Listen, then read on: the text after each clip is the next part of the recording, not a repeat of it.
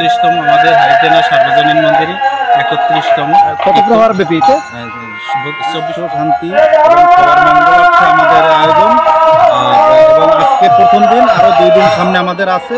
সবার কাছে করজোরে আবেদন, আপনারা আসবেন। উপজেলা হিন্দু বৌদ্ধ খ্রিস্টান ঐক্য পরিষদ ও বাংলাদেশ পুজো উদযাপন পরিষদ পাথরঘাটা উপজেলা শাখার সকল নেতৃবৃন্দ এই অনুষ্ঠানের সার্বিক সহযোগিতা ও মঙ্গল কামনা করে থাকি এবং আমরা আপনাদের মাধ্যমে সকলকে জানাতে চাই এখানে আরো আজকে প্রথম দিন, আরো 2 দিন মহানামযজ্ঞ অনুষ্ঠান হবে।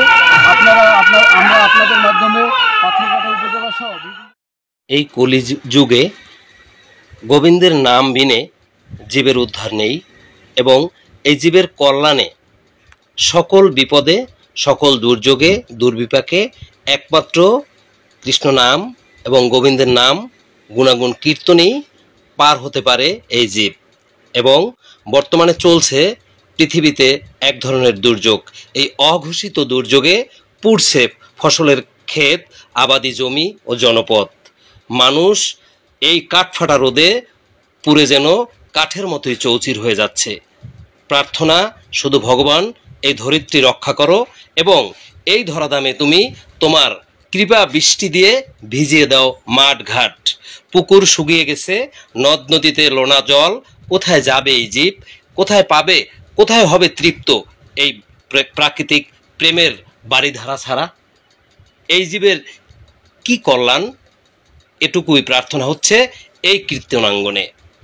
ভক্তেরা কেঁদে কেঁদে ভেসে যাচ্ছে গোবিন্দের চরণে, চোখের জল ছুড়ে দিয়ে কৃপা প্রার্থনা।